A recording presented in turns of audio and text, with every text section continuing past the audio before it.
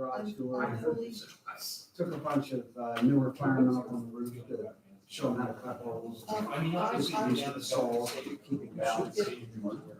Come over, a lot of fun. Hello, Dave. Hey, how are you? Yeah, How's David? yeah, because who knows what people are walking. Two of them. So you obviously would like to get risk, but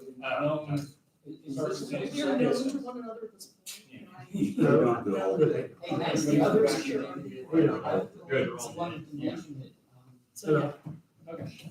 Well, now you know, continue to bounce that over folks. Nobody authorized it. Nobody And authorized this is it. the vaccine, the booster. And she's, you know what she's gonna do? I have the Moderna. Yeah, that's what I'm thinking. Broadcast I'm to the whole hoping that community. Yeah. we're gonna say, How oh, she's it's okay, gonna- go ahead and get the Pfizer. Yeah. I think it's time. It's time. All right, we have technical difficulties beyond our control, none of our. Oh, mine works. Oh, Michelle's, Michelle. Well, There's a meeting. Technical difficulties, none of our supervisors are working.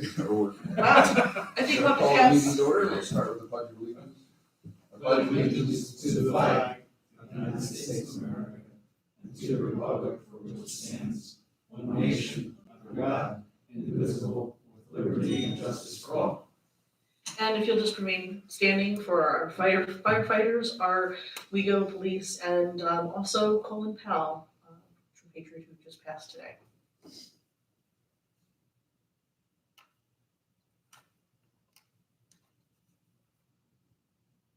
Thank you very much, and please note that our friend Rod Vaughn, his son has passed, and we would like to send our thoughts with him and his family this week. David, do you want to use my microphone here? Or you can try, yeah, try mine. See if, oh, mine's dead as well. Oh, yeah, mine's dead.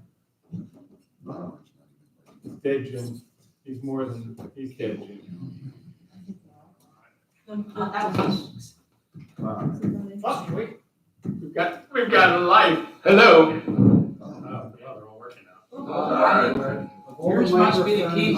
Of all the microphones, we wanted to have Michael's. I could have. Mark Miller's amazing, he fixed these microphones without even moving from his chair. I don't know how he does it.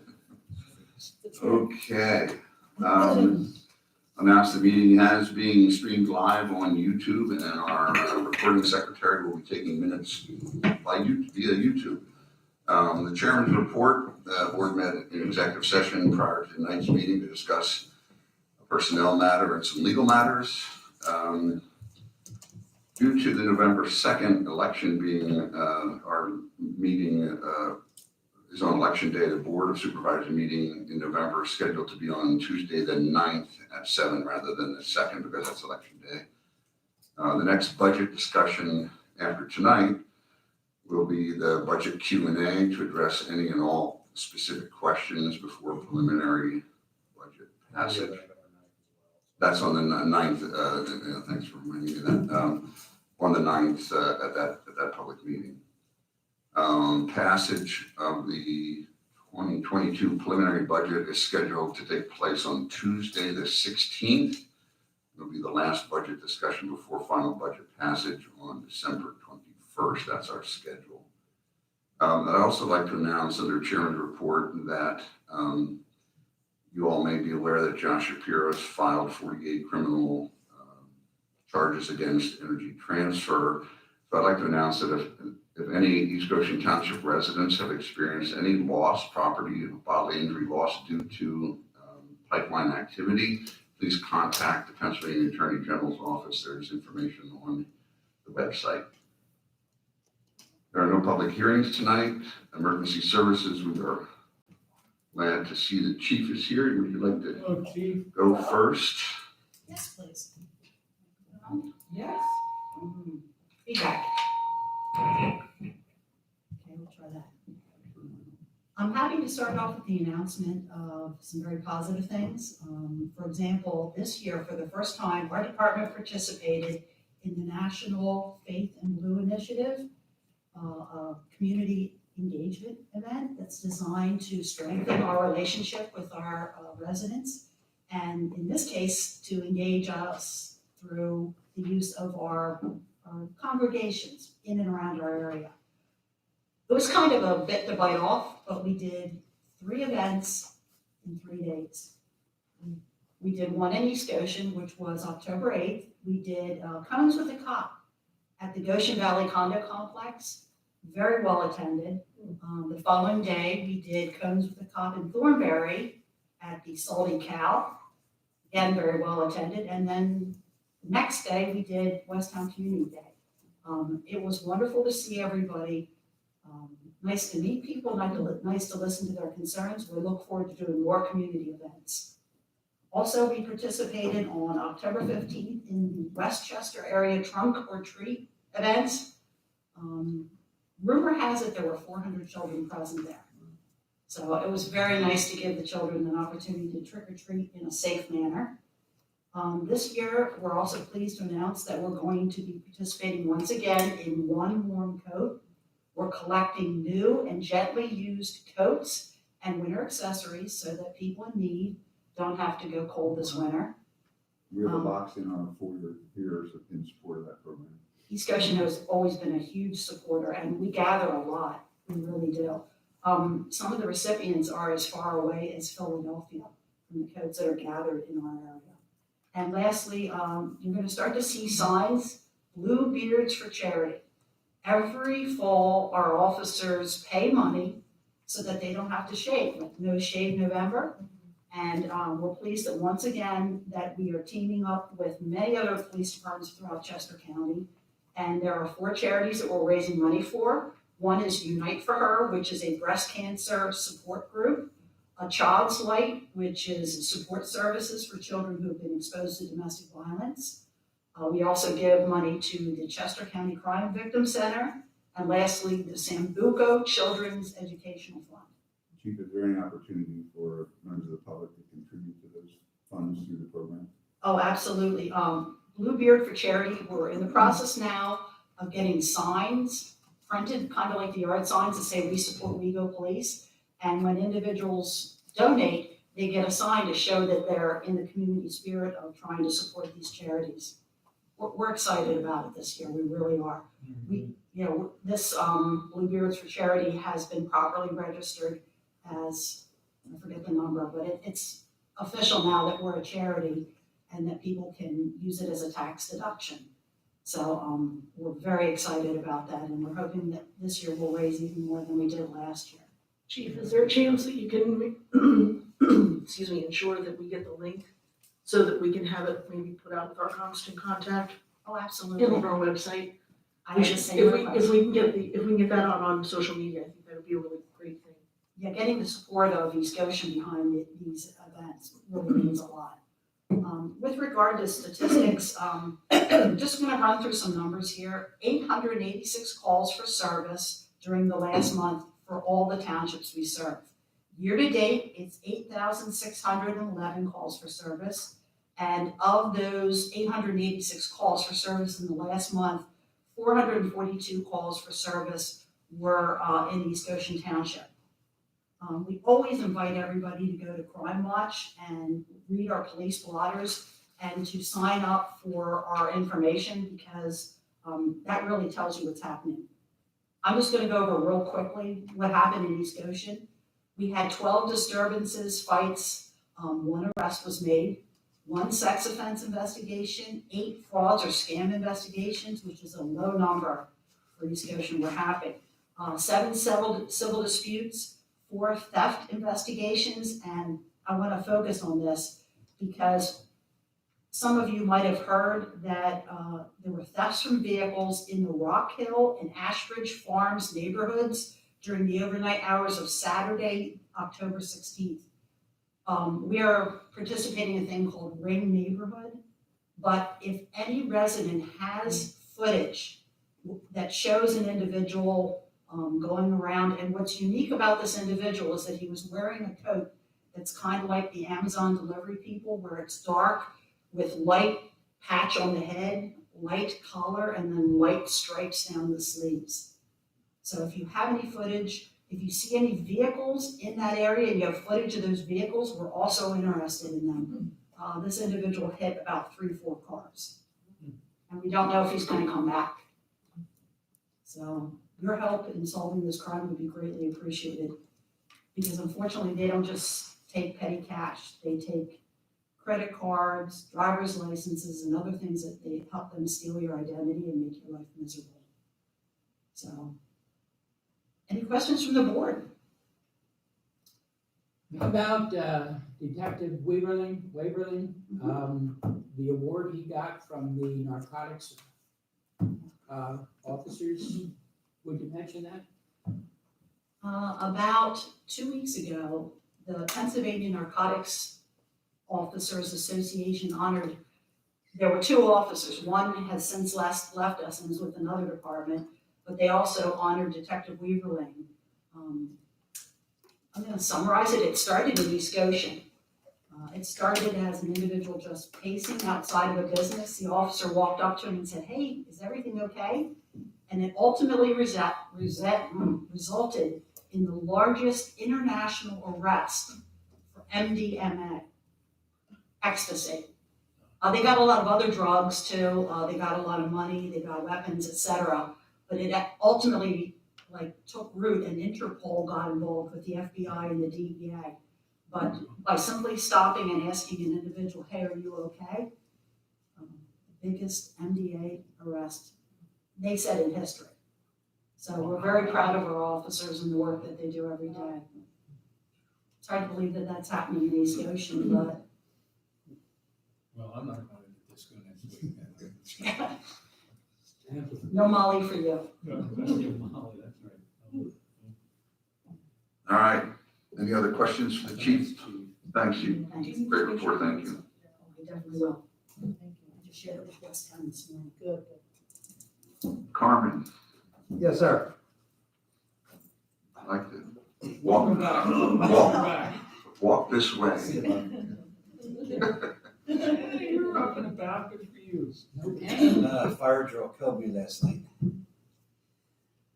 Okay, ladies and gentlemen, the reports I'll be giving you are the fire and ambulance reports for East Goshen Township only, starting with the Goshen Fire Company.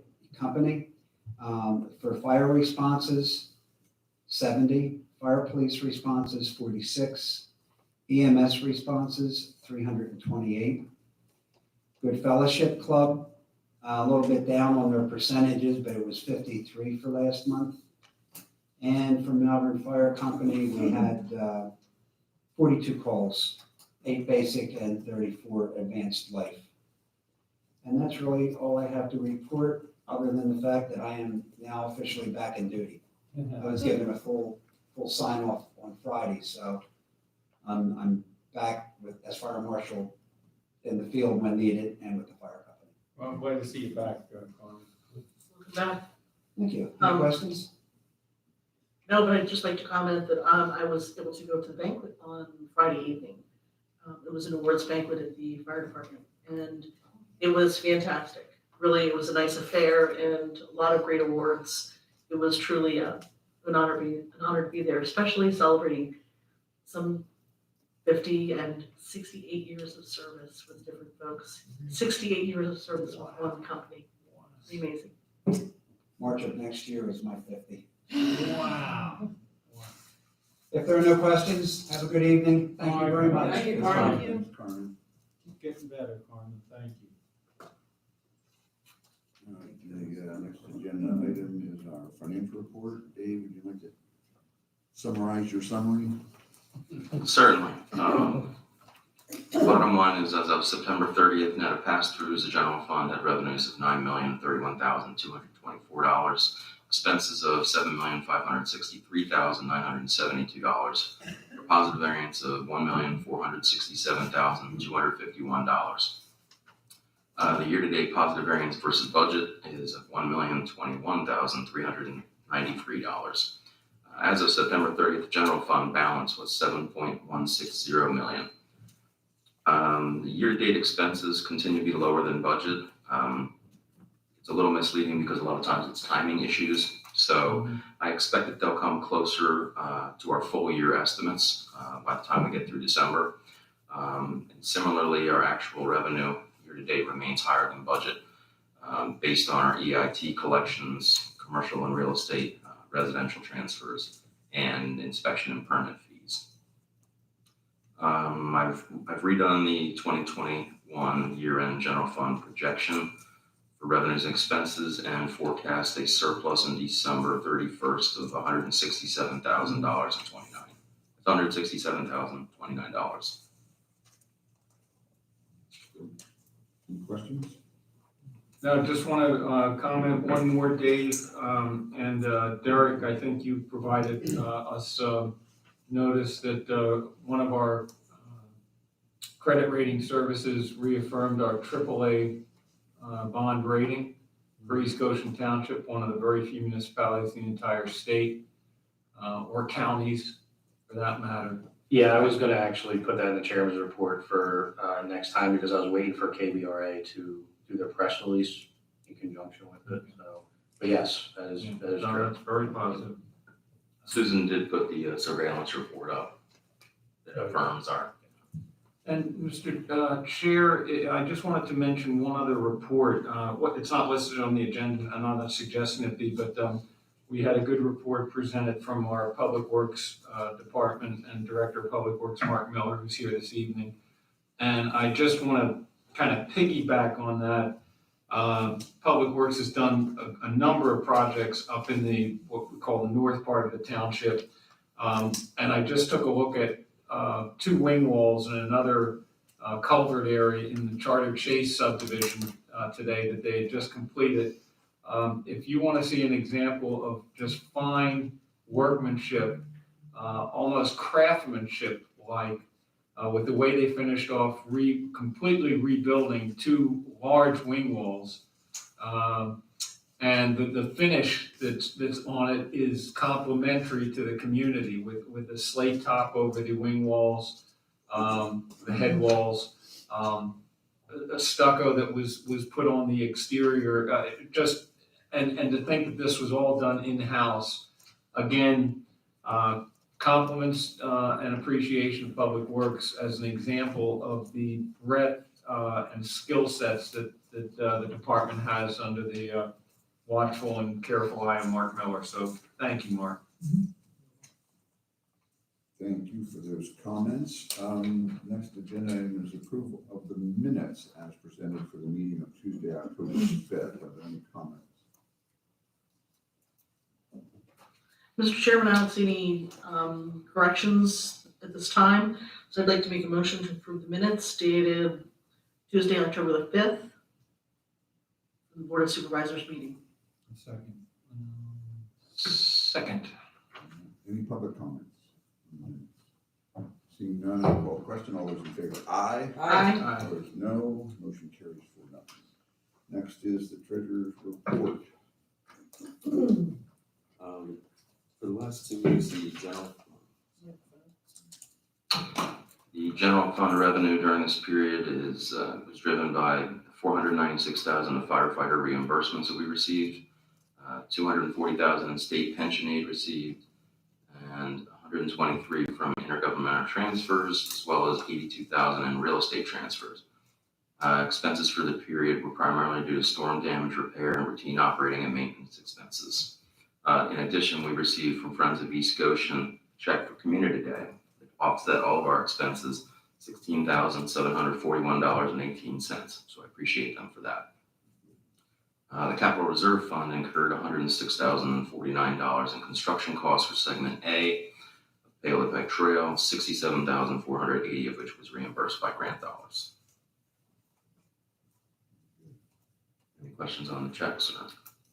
Just one note, as I added up, Dave, the number of the invoices associated with storm damage, I got somewhere around $11,700. Are those ones that are going to be packaged into any application we make under the declaration? Is that those kind of examples of ones we're going to try and have included in the grant?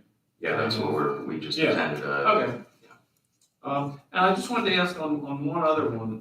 Before we go on, Yeah. let's just put that on the public record. Dave, would you mention what we're doing with those?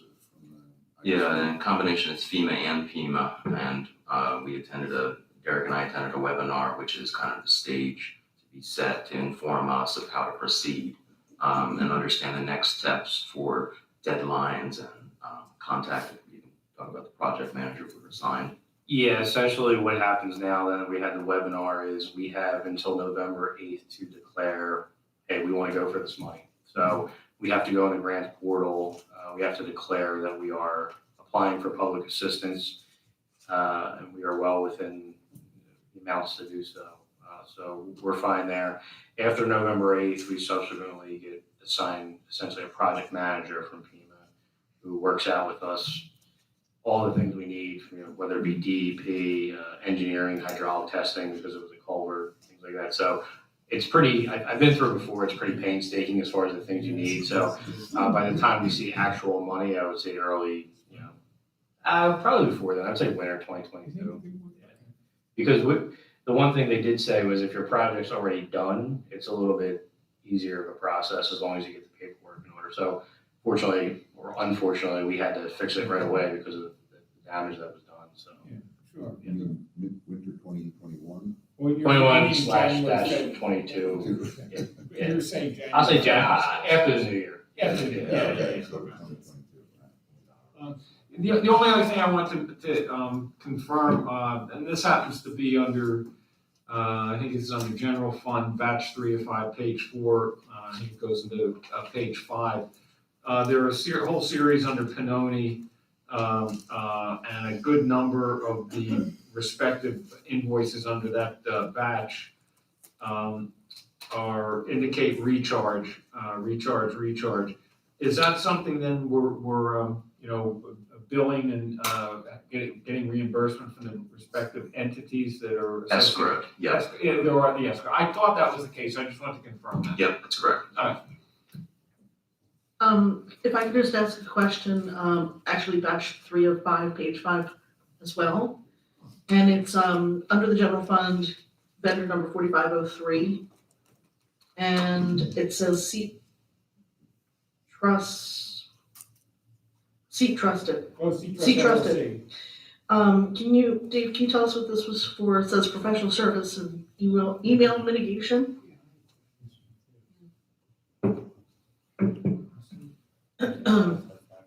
Sorry. I meant to call it Yes. earlier.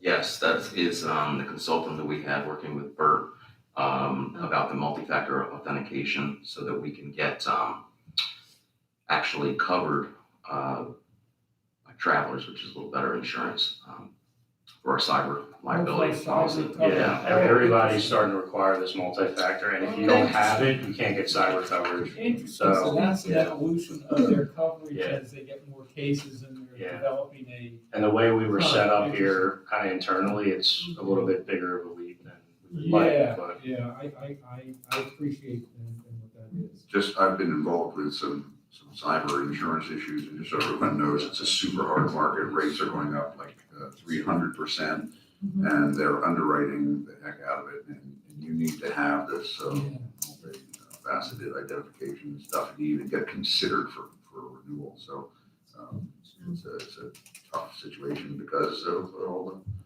It's We new, have it's similar all new, issues it's new and, stuff. it's just crazy. This is new coverage in the last 5, 6, 7 years, right?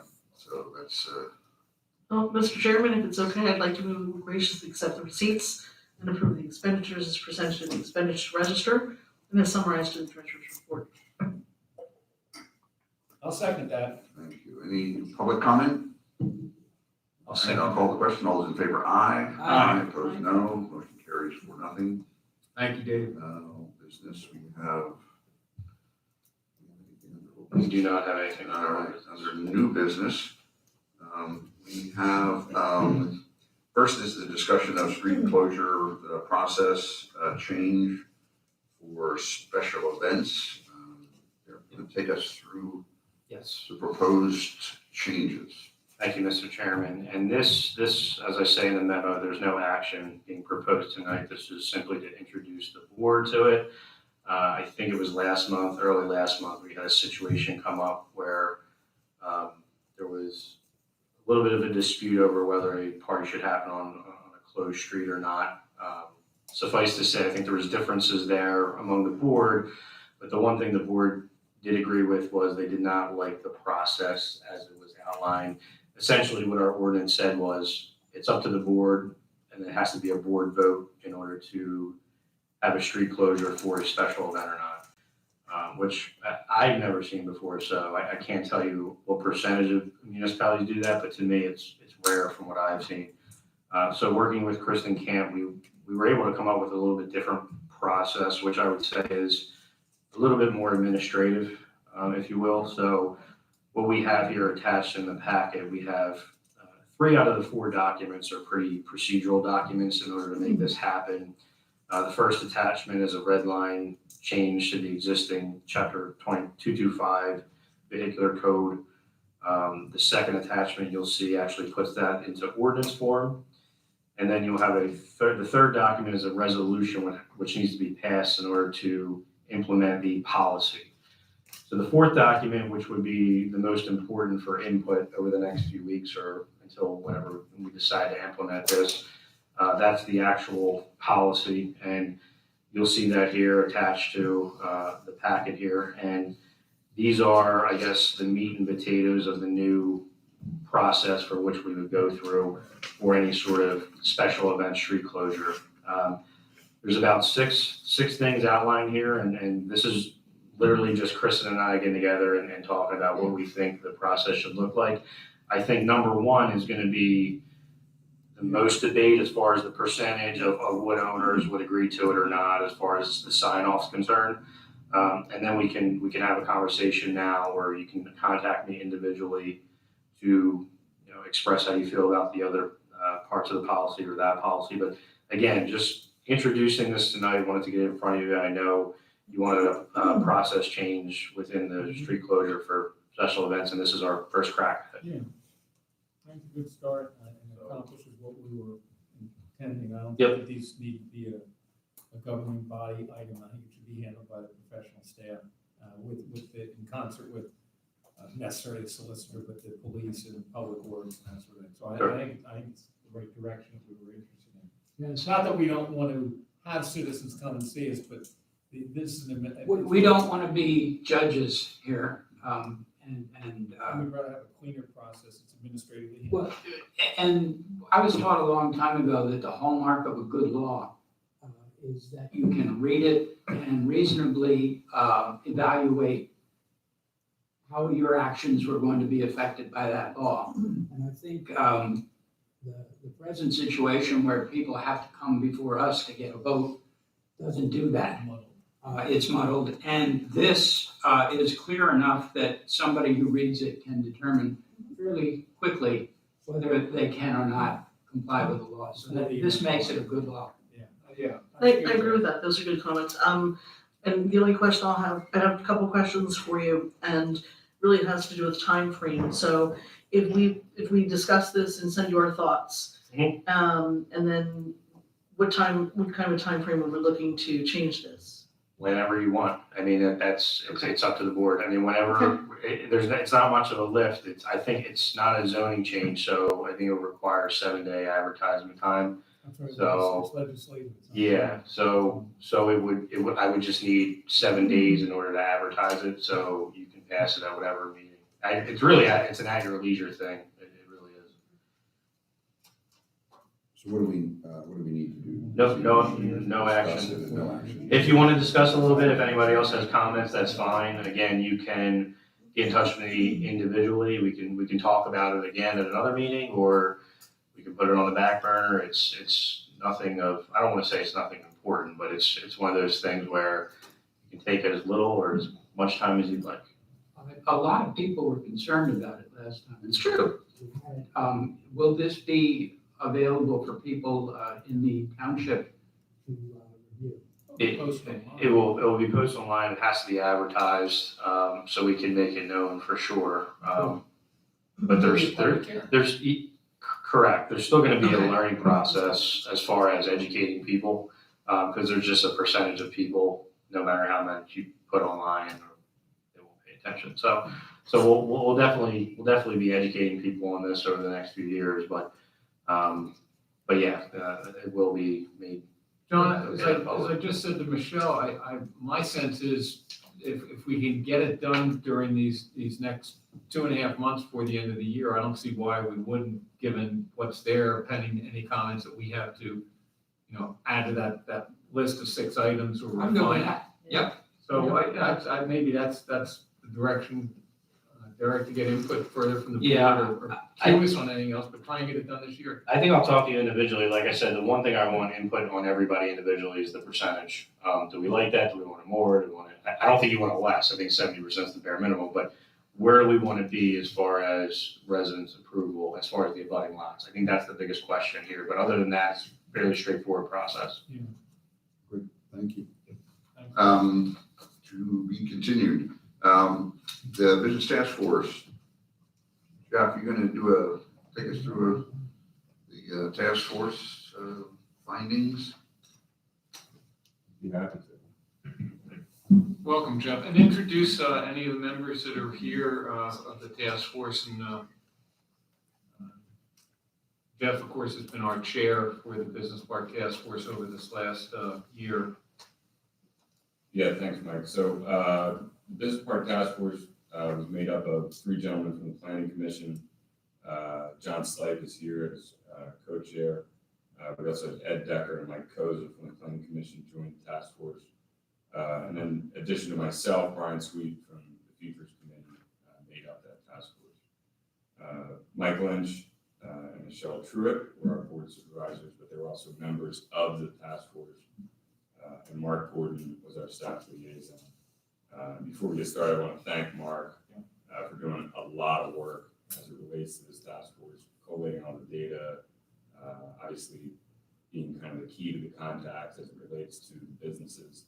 And the findings of that survey that we did send out kind of further that position that Mark has between the township and the businesses that we have. The Business Park Task Force was started last year with the intent to provide analysis on what was happening in the BP and the I-1, kind of as it related to COVID, what the impacts were going to be on the workforce, potentially on the IT, and what that meant for East Goshen and the long haul. Does not take a lot of research to find out that COVID has impacted the way that businesses are organizing their people, what their footprint looks like, what their overall workforce looks like from a population standpoint, as well as where that population operates. And so with a large percentage of our revenue coming from EIT, it was important for us to take a look at it. So the task force met, came up with a few different concepts as to how we were going to connect with the businesses, specifically in the BP and the I-1. We decided to put a survey together. That survey was sent out to these businesses, but then in tandem to that, we followed up with personal emails and phone calls to help facilitate the completion of that survey. I'm here to tell you that that didn't really work because due to COVID and how busy everybody was, it was very difficult for us to get folks on the phone. The silver lining of that is that there was not an urgent enough issue with the folks that did deny our request to warrant their need of filling out the survey. And so we took that to mean that they were doing just fine. And they had not necessarily been negatively impacted by the pandemic in ways in which we were worried about. The data that we did get is included in the report. I believe we also included the raw data of all the surveys that were collected to the board. A summary of that data is included in the report as well. Some general comments just to report back to the board as well as the public. On the negative side, some of the negatives that we picked up from our partners are that there are power grid inconsistencies in the business park. This is not necessarily related to COVID, but it has been a problem for the businesses, specifically in the BP, for some time. And power outages in the BP are very detrimental to doing business, especially for some of our more technically advanced and light industrial tenants in the park. So it would be our suggestion that we try to find a way to amend that and potentially work with PECO. I'm sorry to interrupt you, but to let you know, I did actually contact PECO's liaison, and I included Mark Gordon on those communications because I wanted to make sure he was kept in the loop. And I think that I kept Mark Miller in the loop as well. Disappointingly, I haven't heard back from Scott Newman, our liaison, since he's returned from vacation. But there was some follow-up with the Delaware County liaison. And part of the process is they're doing Q3 vegetation, I think they called it aggressive vegetation management. And so that's supposed to commence anytime now. But we're in Q4. They were supposed to start doing in Q3, but I don't think that they did. Mark might know if they were around. No, that was, the paperwork's all been submitted in various spots all in the township with street. Furthermore, there were some comments made around traffic management, getting employees in and out. It does appear that the restriping on Blue Road has potentially started. Yeah, that's. I just want to, I drove that the other day after they did some resurfacing and noticed that the restriping wasn't consistent with our plan, and I found out that that was temporary restriping that they have to do. So don't be alarmed if you drive on Boot Road and think that's permanent striping, because it's not. So just I want to make that as a public announcement that that'll change. Yeah, and the thought behind that, for those that are unaware, is that getting employees basically from the 202 corridor down to the Paley Pike Business Park, in and out, there's in the morning during rush hour and during the evening, the level of volume of individuals causes for mass delays. And so there was a request from the businesses to help ease that, and that's what that comes from. And I'd like to mention that the work being done on Boot Road was a direct result of an interview we did in the business park a year ago. And that was one of the issues, so that shows the value of these kinds of contacts that we're having. So we appreciate that came up again, and that's one that we're already actively fixing soon. It only took them a year. I need to tell you this, it's actually been in the process since about 2010. Yeah, 2008 was when this all started. Well, yeah, you gotta, this is phase 3. This is our version 3 of this issue. And the first version had some issues with the homes along the right of way. The second one had to do with trying to get buses into the church. And this is iteration number 3. So it's been a very long time coming, but through some cooperative work with the West Coast and engineers and so on, we've come up with a creative solution that's finally going to be implemented. So yeah, at the speed of government. It made us look good, so. It did. We asked the question and then it got solved. 2 other points of kind of complaints were that the geese nuisance in the business park is detrimental not only to individuals' cars, but their ability to kind of enjoy the outdoor space there. It seems to be getting worse, not better. And so there was a request to find out if there is a solution, and we want to pass that along to the supervisors. Lastly, this note about hospitality is not necessarily, does not relate to local hospitality or local kind of places to go to lunch as much as it would relate to conducting business entertainment as it relates to doing nice upscale dinner, having a place to for lodging and hospitality locally if you were bringing clients in and you wanted them to stay overnight. And so that was a request that was made if we could look into that from a zoning standpoint. But that came from one business. Positives from our results, and this is not just from the survey data, but from Dave's great work, is that one of our biggest fears was EIT was going to go down potentially sharply with residents not maybe working in the township. EIT seems to be holding strong, and we saw an increase year over year, which would tell us that that fear might be quieted. There has been a request and feedback from our conversations that some of these businesses would welcome more open conversation and more lines of communication, two-way line of communication with the township. There was, I guess, a breakfast done a long time ago, doing things like that regularly to kind of bridge the gap and put dedicated spotlights on those businesses, giving them a chance to voice their concerns as we do the residents. in some sort of regular fashion would be appreciated. Those were seen as positive things in the past, and so we make the recommendation to continue that as a board. Overall, there was positive comments on the low-touch atmosphere that the local government provides to the businesses. They'd like to keep that low touch, so we'll pass that message along. Proximity to skilled and highly skilled workforce, so East Goshen, the residents in East Goshen are highly skilled, and proximity to those residents and hiring locally is a plus for these businesses. It's one of the reasons that they're here and that they look to remain here. So that's a kudos to our township. And then lastly, we heard resounding positive comments about the ability to get a hold of the township, but specifically get a hold of zoning, permitting, and Mark. Mark is seen as definitely a positive connection between township and the businesses. We want to make note of that. All in all, the recommendations are in that report. I think I've hit most of them here, unless Brian or John have anything to add. No? Okay. So any questions from the board?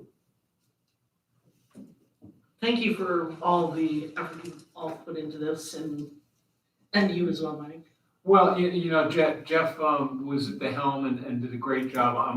I'm pleased at the input and the feedback from Mark Gordon as a if you will, a liaison. He served in his official capacity, and there were lots of positive comments there. Members of the task force were engaged, and as Jeff alluded, it was not easy necessarily to get responses that we thought initially starting out that were, well, we're going to do the survey and we're going to have all these great interviews. Yeah, and maybe Jeff had a better perspective than I did, but I became a little frustrated with thinking that everyone was going to be one of these great interviews. We did have a real good one with CTDI as an example, with you and I specifically, and I know some of the other members of the task force did.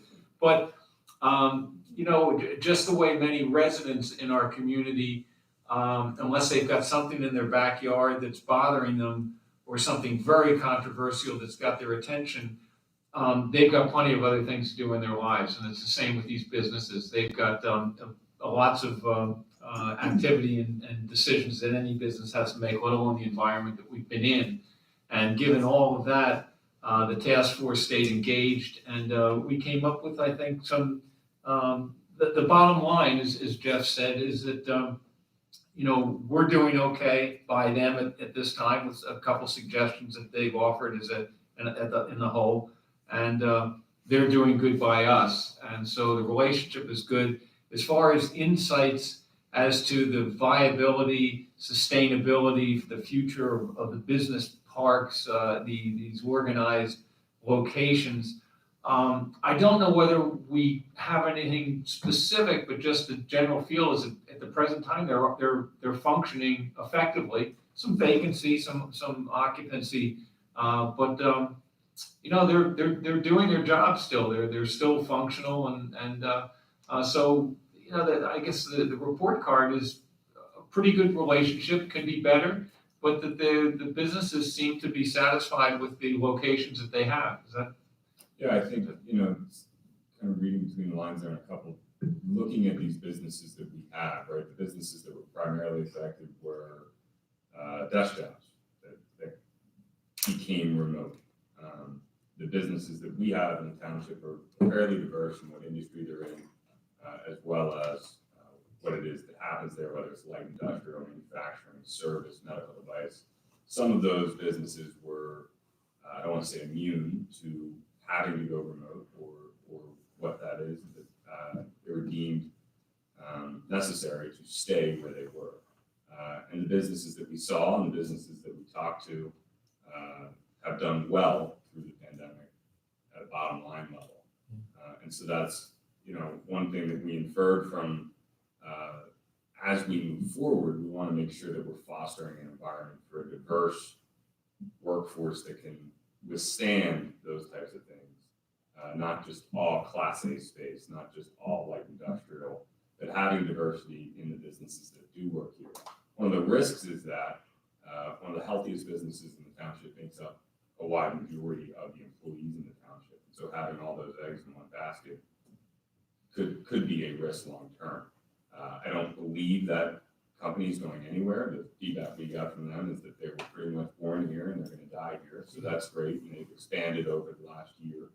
But they have a large domestic presence, let alone international, and they ostensibly Could, as they shared with us, have a different headquarters than Right. here. That's correct. And that they're pleased to be here again, as Jeff indicated, that the family is from Chester County. And so, but that's a very good point, because they do occupy a lot of square footage and a lot of presence, and seem to be continuing to look for opportunities within the available space. I mean, there's not much the township can do as to how those businesses survive, right? Businesses are going to come and go, leases are going to come up, and CEOs and CFOs are going to look to make those decisions down the line.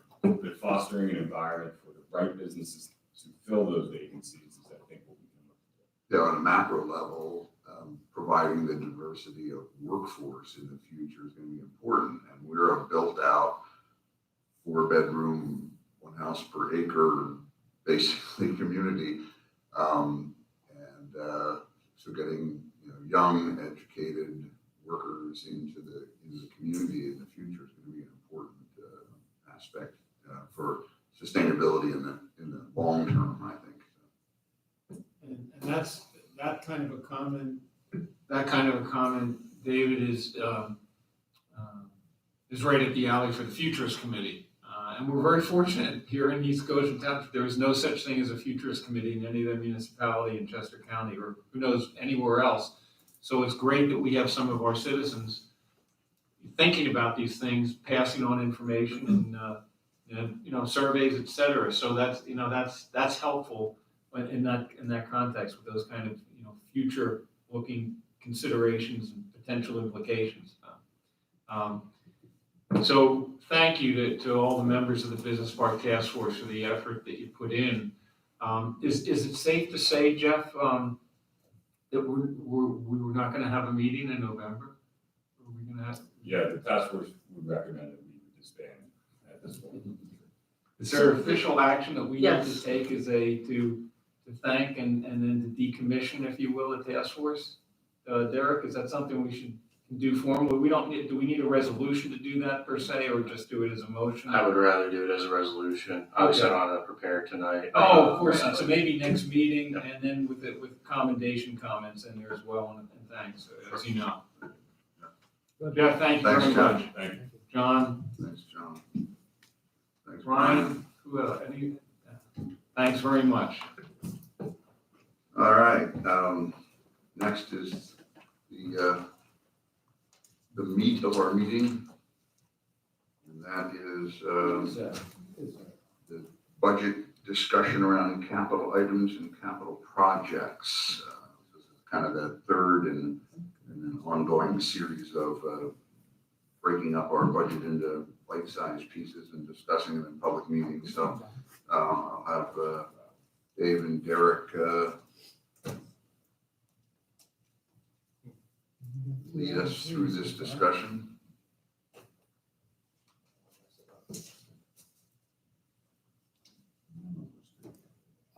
This is the least visible to the county.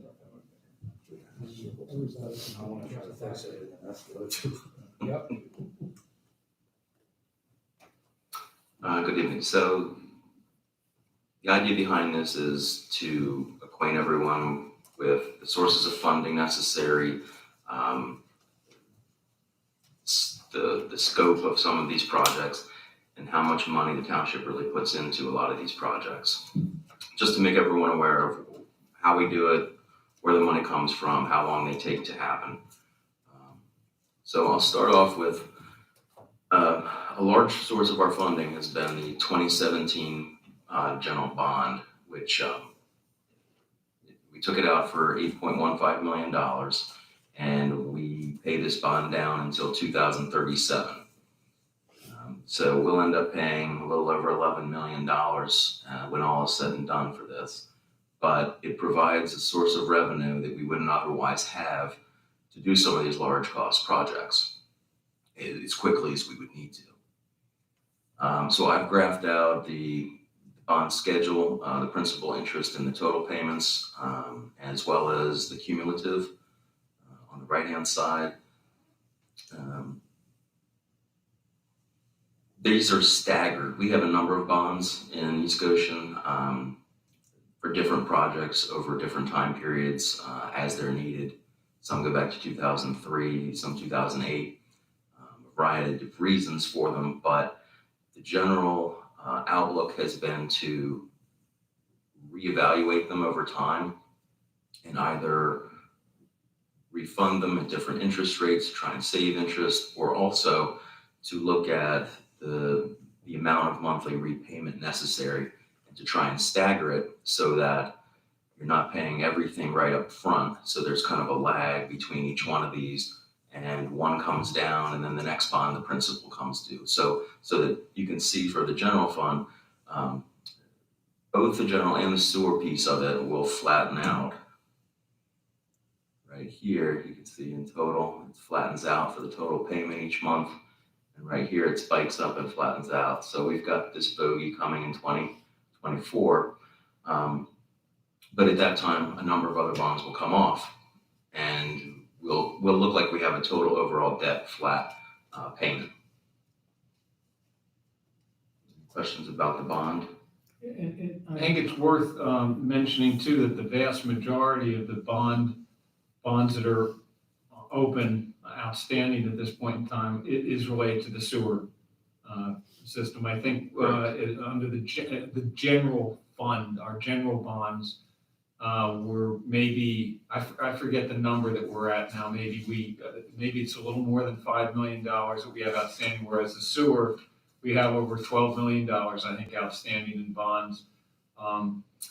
And as Dave looks at that, when you think about, in this case, municipal government and funding important capital projects, whether they're improvements or whether they're replacements, infrastructure, et cetera, the discussion financially that has to take place is whether you are going to continue to borrow and have longer term debt and extend it out. Dave was referring to wrapping bonds. As you take on a new debt, you wrap them so that so that your cash flow is manageable and principal payments are staggered amongst the different bonds so that you can manage that cash flow.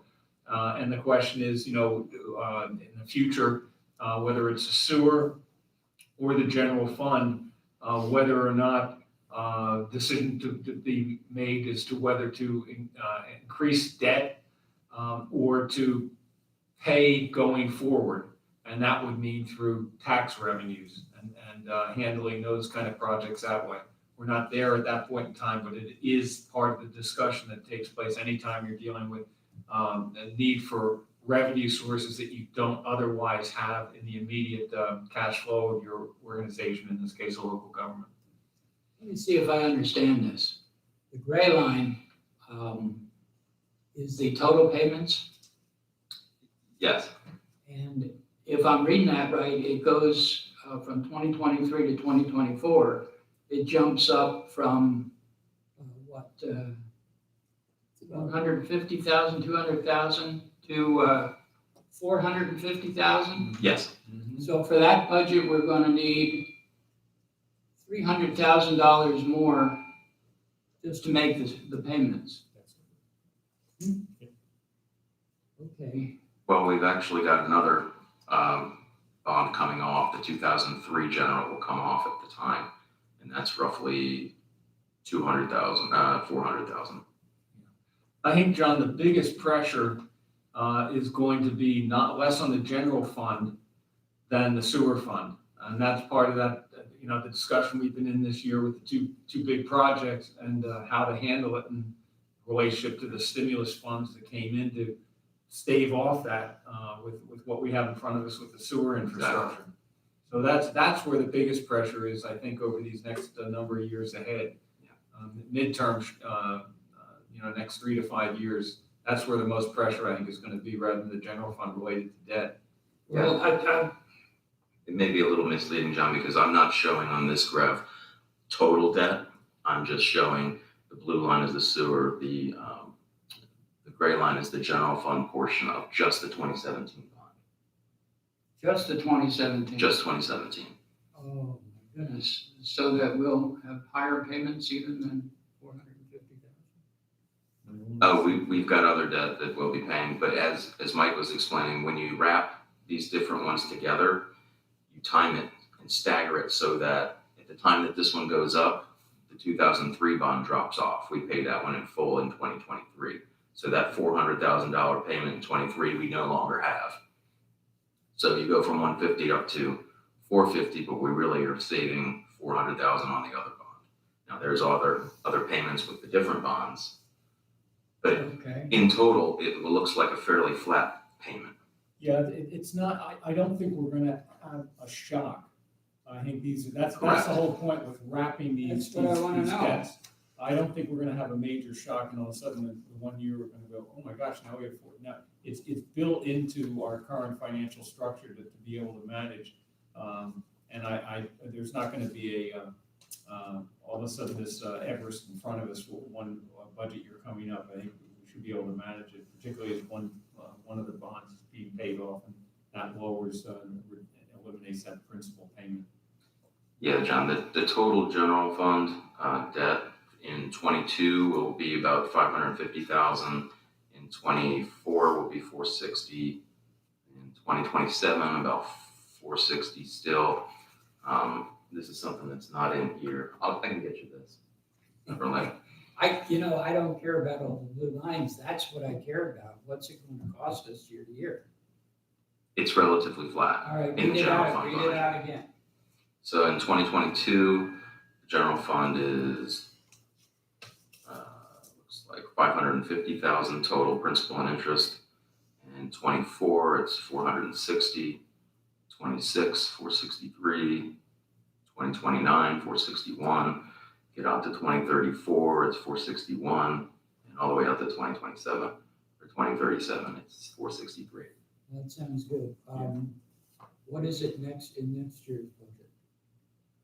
550.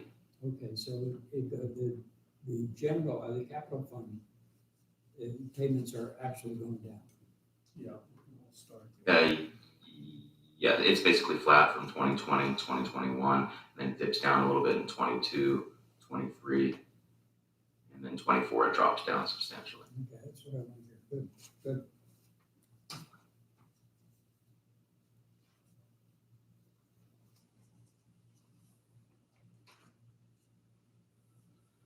So I wanted to look at, and this is part of the process that I had to go through to wrap my head around all the finances at East Goshen, as well as be able to convey them to all of you and deal with Derek and Mark Miller and the rest of our staff as far as how we attack different projects, how do we get the funding for them, what are we on the hook for in general. So I put together the major projects as I see them right now. We've got the Paoli Pike Trail, the Milltown Dam, Hershey's Mill Dam, park improvements, which was completed at the playground, and the West Goshen sewer treatment plant upgrades, and the Hershey Mill Estates sewer, which is new this coming year. I wanted to look at what the original estimates were, what our estimates are now, because a lot of these estimates go back, and you can see them evolve over time. And my concern was that when we took out the general fund, the general bond in 2017, did we take out enough to actually be able to fund everything? And did everything have contingencies included? Were the engineering estimates okay? Was there, what kind of bogeys were we thinking might be out there? So the current estimate for all of those projects, the total would be almost 22 million. We've spent over 10 million already. We have still about that amount, a little bit more outstanding as of just this week.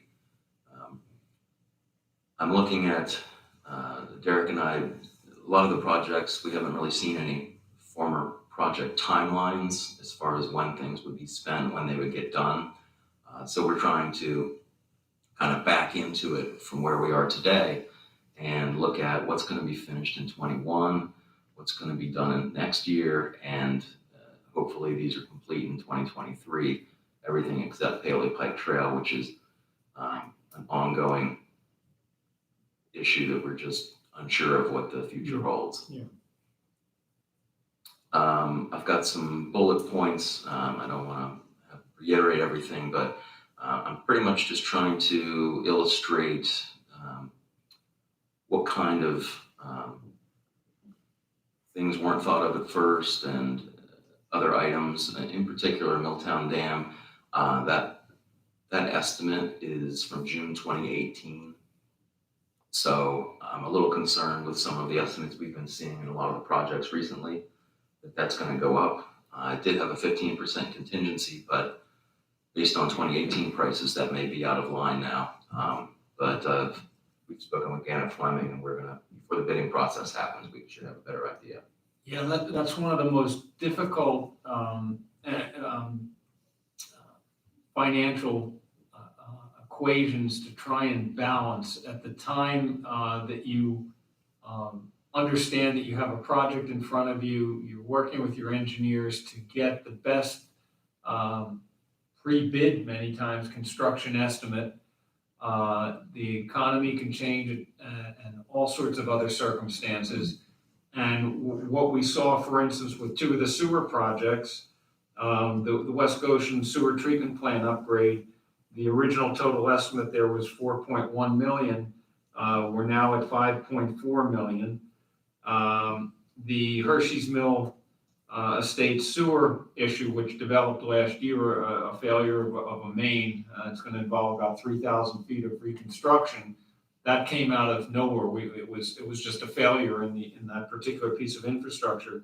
We originally thought maybe even in the vicinity of 600 to 900,000, but now we're looking more at a cost estimate of about $1.6 million, and that's just within the cost within the time frame of a year when we've had harder numbers. And that's why I alluded to the fact that the stimulus funds that we've received, which will amount to about 1.8 by the time we're done, 900,000 tranches in this year and then next year, has been a real lifesaver relative to, or maybe you want to call it a Band-Aid, because it's going to handle those two projects for the most part to help manage that relative to what we have in our sewer fund capital reserve.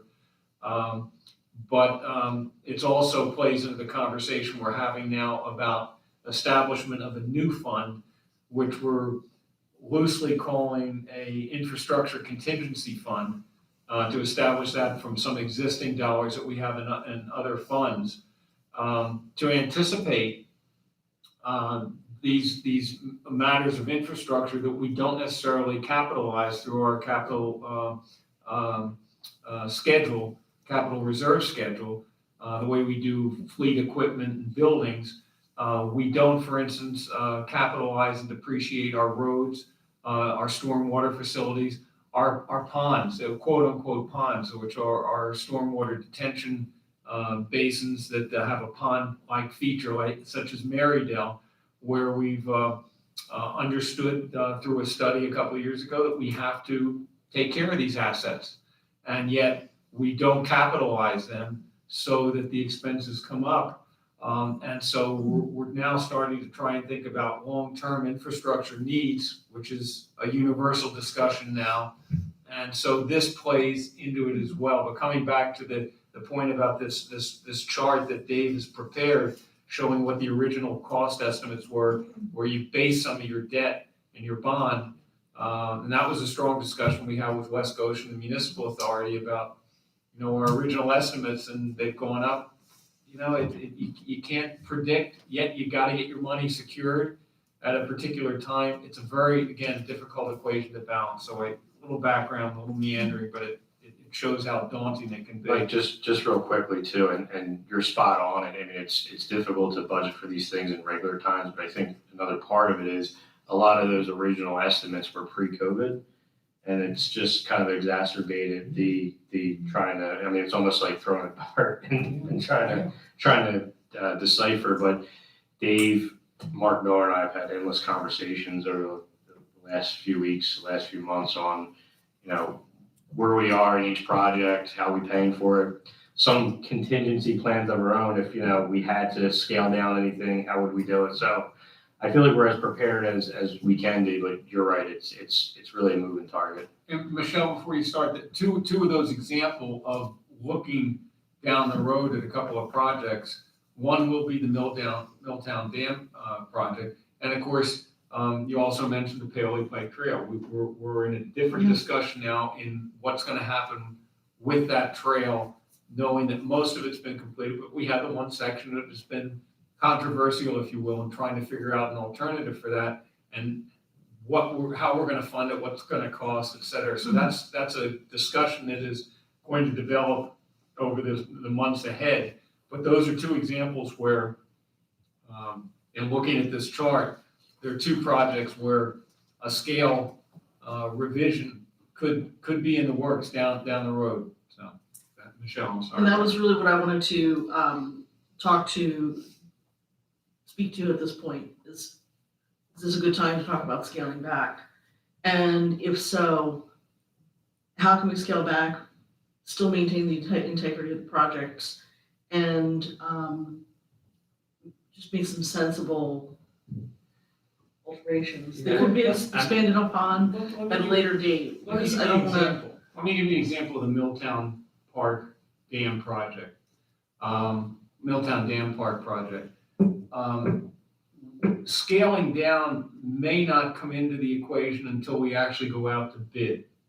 And when we do the bid documents, and Derek or Dave, correct me if I'm incorrect, but the way we can put those documents together, we can put a series of options, whether it's a pond here or a dock there or a particular accoutrement to the park element, that we can make a decision at the time the bids come through to, at that time, say, we can't afford that right now, so we're gonna have to, but that option we're not going to accept in the bid process. That's one way. They would come across as options, but I'm glad you brought up Milltown, because for me, I look at it as what project has the least amount completed so far, to answer your question. And it is, Milltown's obviously one of the ones that, it's an expensive one. It's not, it's still in what I would call paperwork phase to a great extent. So you look at the ones down the line that are large, expensive, and not nearly as completed as the others. To Mike's point, there are ways to do the bid as far as option one, option two. You can do as many options as you want. But there are specifics, Mark Miller and I have talked about as far as, what ways can we complete our obligations to make that a nice area, but also scale down to maybe where it's not as luxurious, for lack of a better term, as we would have if these COVID prices didn't hit us over the head. So I think Mike's right. I think we don't need to decide anything tonight. It could be done during the bidding, but we definitely want to look at that if we're facing pressure, for sure. Well, I think we are looking at some pressure, and that's why I'm thinking further down the line here, there are some projects that we need to potentially scale back on, even projects that are in the process. If the Hershey's Mill Dam, is there anything we can do there at this point? Because our contractor seems to have lost a little bit of his momentum, and it seems like this contractor's out of his. Let me comment on that one, Michelle, for a minute, because I did have a good site meeting with Mark Miller, and in fact met the new neighbors who were restoring the mill, and Mark has established a very good relationship with them in helping them understand, because they're the proximate ones, and they had impact from the recent storm. Could have been worse, but they've been impacted. Mark is addressing that. What I understand is that the work that is being done by the contractor, and there is not a performance clause in the contract. You get it done by this time, you get a bonus. You don't get it done by this time, you're not gonna be paid as much. We don't have that in there, and it's rare with municipal projects to have that in there. You have them with large-scale projects, PennDOT and other agencies, the state level, but it's rare. And what what I understand is that the current contractor is doing a very good job, and Mark is overseeing this, effectively, that what they're doing, and they've made some field changes that have been very positive. You're right, Michelle, they are not putting as much resource in as we would like, but the storms really fouled them up. And unfortunately, we thought it was going to be done by the end of this year, but now because of the circumstances, by the time that the boardwalk and those plantings are done, it is probably going to be August or next year. But I don't know that there's much there that we can scale back. It's not as if it's there are a lot of improvements beyond the reconfiguration of the former pond, the reconstruction of the new stream. The dam itself has been the breach dam has been pretty well reconstructed. It's clearing the channels up now and establishing them as permanent structures with the boulders, and then putting these filtering ponds, so these, I forget what we call those, Mark, the drop-down ponds.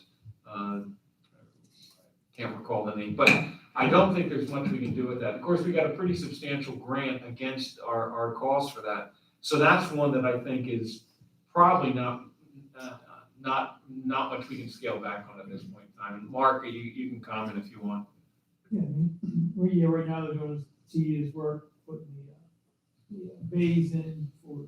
Bays, 4 bays or post bays, I guess. And they're gaining, I was up there today, they should have one more to go, and then they'll be done with those, and then the next would be digging out for the pond, the small pond. The small pond in the back part of it. We have made adjustments to Gannett Fleming's schedule and are trying to keep an eye on more things in-house as far as inspections and whatnot. And that's not having to do with the final product, but it is hopefully going to save us some money as we go through the process here. Little adjustments, but I don't think, overall, Michelle, I don't think there's as much room to save on that as there is in Milltown. I mean, you can have a conversation about boardwalks and benches and things of that nature that are more secondary than the actual functioning of the facility. But I would think Milltown would be a little bit more in depth. And Michelle, the key with Milltown, while it is substantially incomplete, the fact that it's been dewatered and the current aesthetic of it right now, if I were a property owner in the vicinity, I'd be concerned too, is how long is this mud hole gonna stay here? I mean, that's what I would call it if I were a resident. And so, irrespective of whether there are fishing docks and special ponds put in for the illustration, which is beautiful,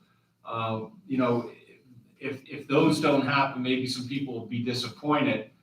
But the key is to get that to a state in the next couple of years where it's stabilized and starts to look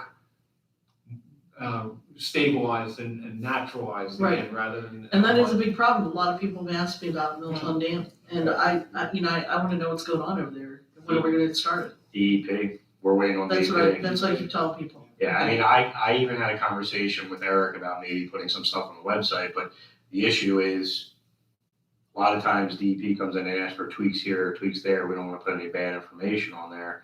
I mean, we can simply say, it's going through the process of DEP, but right now dam safety has it. And I've been through dam safety before on another project in my previous job. And it's ridiculous. They control their own schedule and they tell you what they're going to do. If you think stormwater is bad, dam safety is Dam safety. even worse. Is there any way should we be prioritizing these to get them, can we concentrate on anything to get them completed? Are these all going to be concurrent? So are they going to overlap? Well, we were hoping to get Hershey's Mill Dam out of the way, and then we had it done at the end of this year, but now that's delayed. So we've That got could be a all these positive, are. though. I mean, they're all ongoing. That Besides could be the a- park. But the Hershey's Mill dam could be a positive because something Mark brought up at the MMA meeting, that it might be an opportunity for the Hershey Mill estates to get us a different avenue in. Oh, you mean for the sewer issue? Yes, that we have too? yes. So there's that's kind of a sidebar, but, you know, if we got approvals from the DEP and dams, waterways, next month, well, then maybe we could, you know, start to see some, you know, movement towards bidding documents and that sort of thing later on next year and towards the second or third quarter of next year. Yeah, I mean, that's definitely the next phase in the process after we hear from DEP. I would probably like to have like a town hall style meeting, with the residents there and like Kenneth Fleming. Get some updated, construction Yeah, figures but- and estimates. But really, after you hear from DEP, it goes into, you're right, start talking about construction bidding and all that. And that may be where we would have that conversation with the interested citizens to say, you know, we're gonna have to look at finances here.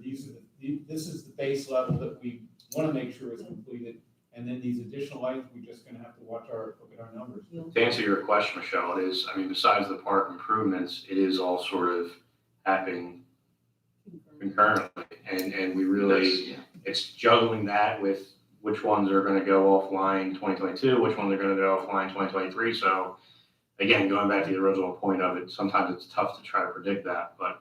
And this isn't a critique in the negative of the prior board or boards, but they were very ambitious with a lot of projects and the ones we're talking about at one time, and they all got rolling.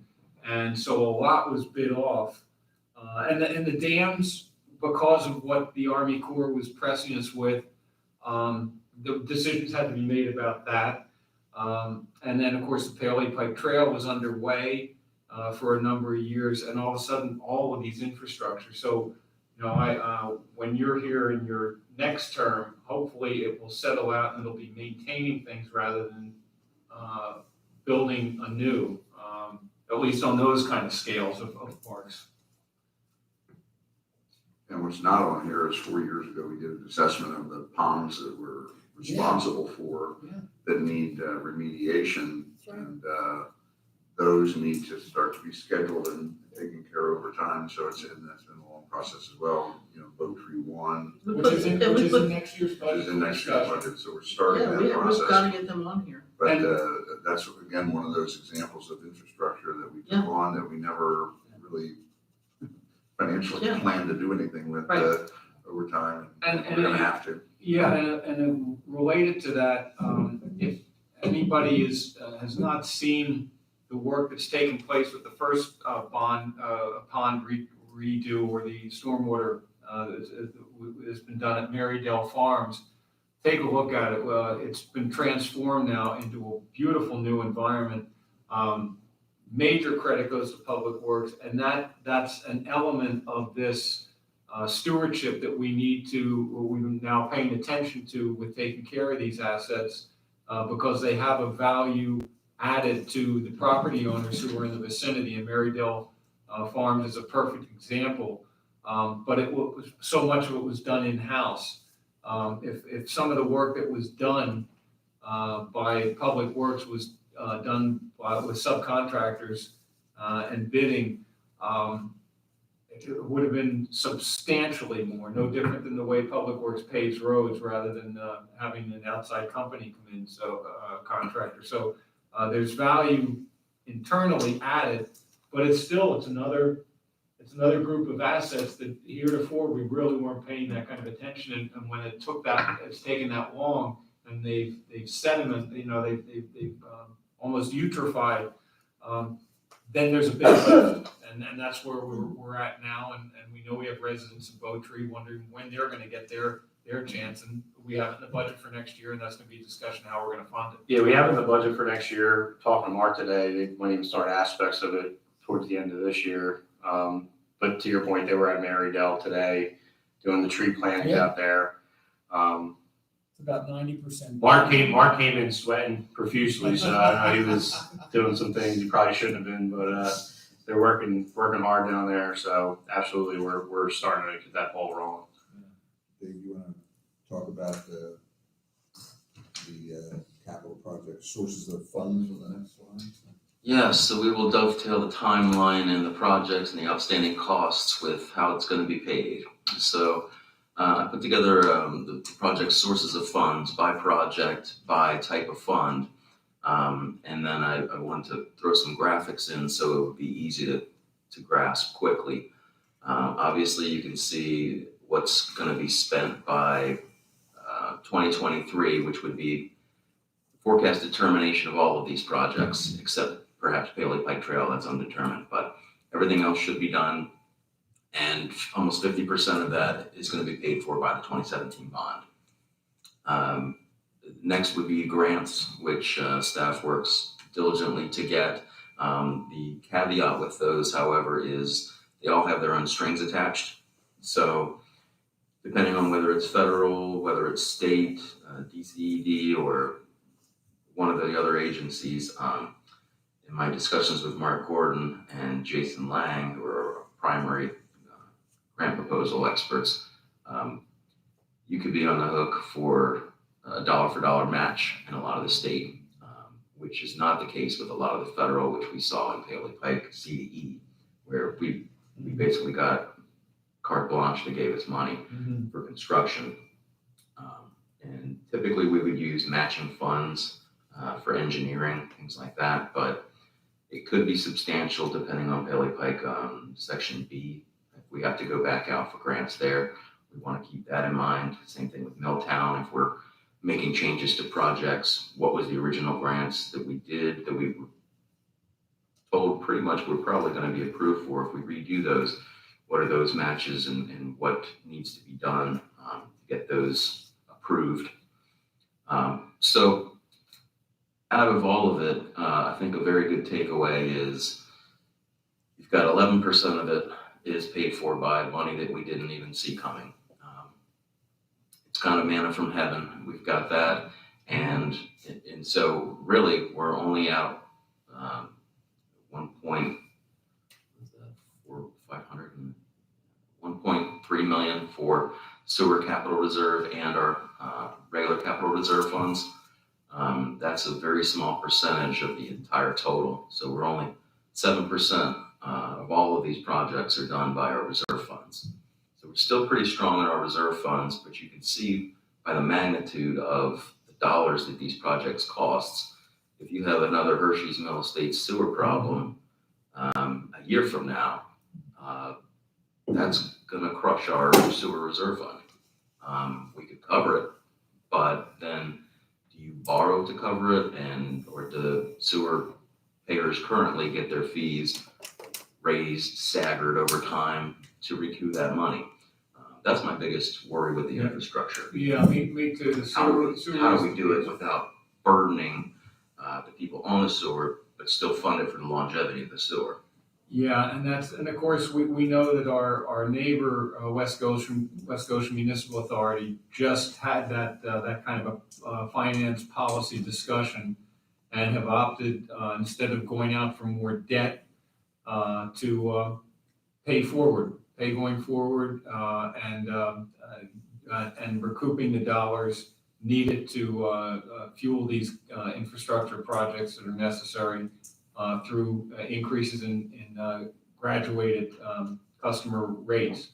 And it's a discussion the municipal authority is having, and the board here is going to hear more about that over the months ahead, probably as we look to 2023 for the next budget discussion.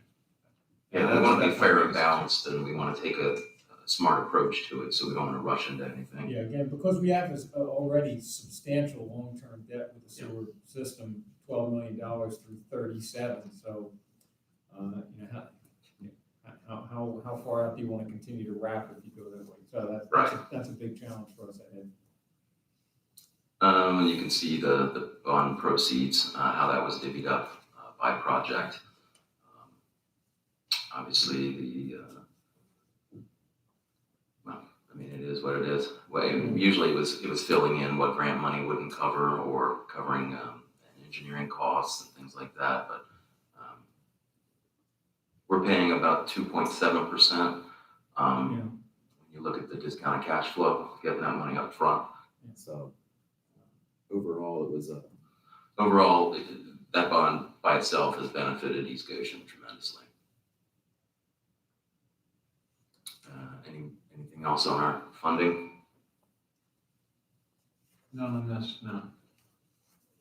it's a lot to swallow, and there's more to review here to become more cogent, because I have not reviewed this one in depth, but it pretty much what you put together is, that's what it is. It's not a lot we're gonna do about that, except some of these conversations, Michelle, that we had about when the time comes for bidding and options, and we scale back, and trying to manage in the interim, those are already underway, like a Hershey's Mill. Yeah, and it kind of getting back to the original timeline because of COVID. We're trying to get back to get these done. It's not like these projects are gonna get cheaper if we postpone them. That's exactly right. So I put together a little Paoli Pike Trail detail. This one I updated. I did this before, many months ago. Not a ton has changed. One of the big things that has changed is the section B. There used to be almost 75%, I want to say, of the remaining estimate was going to come out of grant money that was awarded. Currently, those have not been awarded, haven't been submitted. That would be two separate Pennsylvania state grants equaling $3.7 million. So the total, let's see if I have the. So to point out the what's been spent for the Paoli Pike, $5 million. So basically half, a little more than half of the original estimate. Estimating 2.1 million of that would be bond funds, and currently we really have used the bond funds that were allocated. Now, I do project that we're going to save on some of these other projects, hopefully. Hershey's Mill, the grant should cover. Hershey's Mill Dam, the grant should cover it once we get that completed, which should get paid next year. They're all different, but that one, they want us to wait until completion, and then they're going to reimburse us. That could give us an extra 60,000, another 60,000 from Milltown Dam if that went to plan. So there are additional funds, as well as about $160,000 in interest that's still sitting in the fund account, which could also be earmarked for the trail if we wanted to explore some of these other alternatives that we're looking at.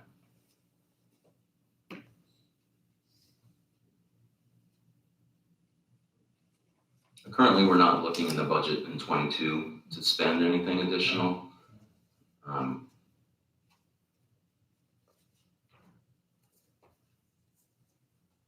One thing I did want to point out was the difference between the original estimates and the revised estimates, and it's primarily section B. McMahon came back and their new estimate was $1.5 million higher, so that's where all of it went. And then I wanted to do a dive into the West Goshen sewer treatment plant. So East Goshen, for all of these costs except for the pump station, the Westtown Way pump station, we contractually are through the usage that we have with West Goshen, take our sewage, 16.67% of the capital costs go to East Goshen, and for the pump stations, it's 54.8. So a lot bigger part for the pump station because of our usage of that, which you can see in the remaining to pay being just over $1.9 million. The other $200,000 is a recent estimate from Mike Maffa, which is, let's see, a couple notes on some of the things that are in it.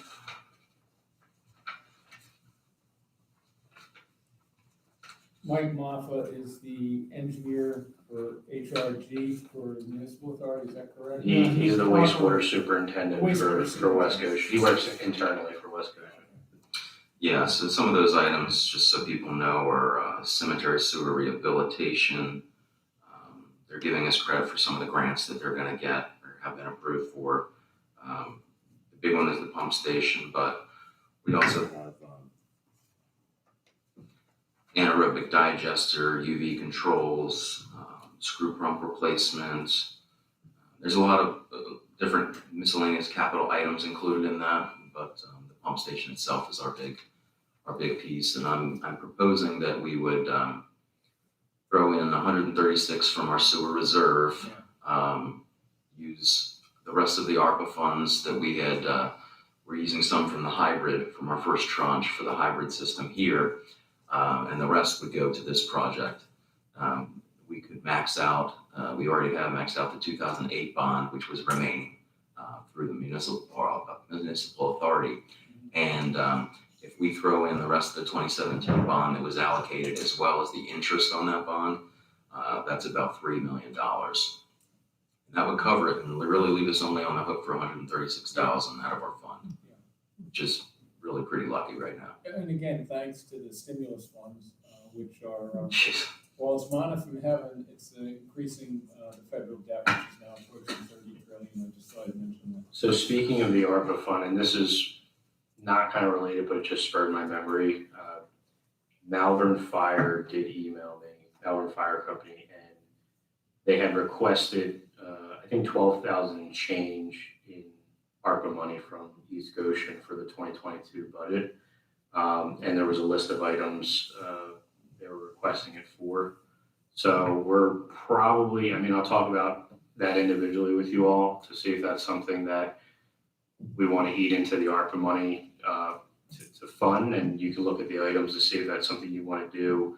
It's, again, 12,000 and change. It's not a whole lot, but we are looking at a significant. And it's eligible? It is eligible, yes. Now, that none of the in other first responders have come to us with any other requests such as that for ARPA funding. So I guess I wonder if we open up floodgates on that, do they start doing that? But I just want to be fair and mention Sure, it. paramount. Yep. Is that in addition to our annual contribution? I think it's, Yeah. in the 22 budget, I have 14,000. Yeah, it has nothing to do with the contribution. It's separate. And of course, we're meeting tomorrow to go over the budget. And Michelle, when you, I know you're. I'm gonna Next week? schedule that next Yeah, we're week. going to schedule it, yeah. Okay, so Yep. we're gonna, We'll be around the horn with all of you individually. So, for sure. Hopefully, I mean, talking with Mike Ellis from Benoni, I think we feel fairly good with the current estimate of that $1.9 million for the pump station. They went out to bid, so we know what those are. We did include a 10% contingency and RPR costs, which I got from Mike Moffa again, and we put in some additional soft cost estimates. So. And the other thing I want to mention on the other project, the sewer municipal authority project for Hershey's Mill Estates, Benoni has in their construction estimate, and I guess let's see, how did he phrase it? He said that it's 3,000 linear feet, and he is used a figure of $500 per linear foot, which he says is very conservative on the high side. So it's possible that by the time we get through that, it could be less. That one we have. That's a we have not full been, replacement. Yeah, we have not that. Yeah, I'm confusing the two projects a little bit, but the Hershey's Mill Estate. This one that came out of nowhere last year with a failure of a main. We haven't bid that one yet, but the construction estimate of Benoni and through Mike Ellis feels is very conservative on the high end, so that could end up coming down, and that will ease a little bit in the short term. Yeah, hopefully if that comes to fruition. Hopefully he's going to talk to some contractors and get back to us with how realistic that estimate is. Yeah. Positive or negative. So that's a little extra detail, but that's still in the works. David, So- the waste station, the pump station, the West Town Way, is that 1.911 number, is that our share of the 54.8? That includes engineering too. And so other additional costs and a contingency. I think the actual construction bid cost, our share is about 1.49 or something. Yeah, after they changed Talked it. about, and so it's the addition of the engineering that The Take end, that that's what Buck Okay. knocked it up. If you look right over in here, let's see if this will work. Yeah, the 1.4. So I've got the breakdown of general construction, electrical construction, CoStar's equipment. This is all that was actually in the bid that was awarded. And then here's a 10% contingency. And we've got our RPR, which is basically reviewers, inspectors, and then additional soft costs. Which is a good piece of change, but that's why it's the final. Really shouldn't be more than that. Yeah, and hopefully it will be less. We're not paying for that Creek Bank, No, that was No, taken out. that was taken out. That was taken out. They're gonna deal with that with PennDOT. 125,000, I think it was something like that. Yeah, 150. 150, I think it was 150. Good. So Dave, I wanted to ask a question, Mhm. about the Hershey's Mill Estates plan. Is it something where can we find any way to not cut corners, but be a little bit smarter with how they go about doing the project? Can they open trench some of it? Can they? It's all open trench. We've not, instead of using plastic pipe, we're gonna use ductile iron. Right, A lot of, and then the backfill will be a mixture of large number 4 stone with some gravel, so it gets tight. So we don't have this dropping Sagging, of the right. main, sags in the main. The biggest problem is right now there's only one way in, one way out, so you gotta feed the job through the tennis courts. If Hershey Mill Pond's not done, and like right now, if you go up there, they have mats out through the pond, that would give you another access through it. But I'm not sure where they're gonna be in their work scope by the time we get out for a pit. okay, Yeah, because there's a spawning, some kind of animal or fish. of course there is. They have to take a pause with the dam for 3 months, I believe, right next spring. Right. So Michelle, the one thing we're hoping for is when it is bid, that this $500 estimate that Pinoni is Right. for linear foot will be less in the bid process. And he said it could be as low as in the low 300s. Yeah. And if that's the case, at 3,000 3,000 linear feet, saving that amount, that's a big piece of change. Of course, So that's course. where it is. But the spec, there's not a lot to do. The ductile is rigid, it's stronger, and in that environment, that's just what happened. It needs to be, and so there was no question about that as a spec. It's more expensive than if you were to use, but I don't think they would ever recommend a PVC type of pipe. So- for that. Mark, there's no slip lining at all in that project right now, it's just all replaced. Right. So is there any chance that taking the tennis court out would make this any faster? Or we're going around the tennis court. We're not Yeah, gonna because go presently the through it. line, as you know. I know, it goes under the tennis court. Right. And the tennis court was covered up, the tennis court covered up a manhole. But yeah, we found that. We eliminated that. Instead of going through the tennis courts Okay, and then having to rebuild them, we're gonna go around. okay. And we don't need that manhole now. How much does that add to the cost of our project by going around it? It actually reduces our costs, so we don't have to rebuild the tennis court. Well, we shouldn't have to rebuild the tennis court because the tennis court shouldn't have been built there in the first Well, place. yeah, that's a backstory that I don't know the answer to. Don't even get into it. There was some talk at the MA last Monday about the excavating, depending upon what type of rock versus soil that we get into when they do the tests. Yeah, We're hoping that it's more mica shale, which is easy to break through as opposed to having to do get some, heavier machines in there to take things out. yeah, so that's an uncertainty. The good thing is we're in the existing trench, so we'll go from manhole to manhole and be in areas that are already been excavated, so you hopefully won't have to. which is, yeah, there's an existing, yeah, it's that mica schist, it's that kind of rotten rock. Okay, so what have we learned? East Goshen Yeah, Township it's spends a lot of money, but Yeah. we have a lot of good projects in the works. We've got good people doing them. We've got reasonable ways to fund them over a predictable time period for the most part. Everything's kind of, I feel better about doing all of this to have a better feeling and be able to talk to Derek and say, all right, we have it in hand somewhat, and know what we need to manage, what things we can't control, what we might be able to. and to look and see which bond dollars are actually left. So we currently do have about $3 million in the bond fund.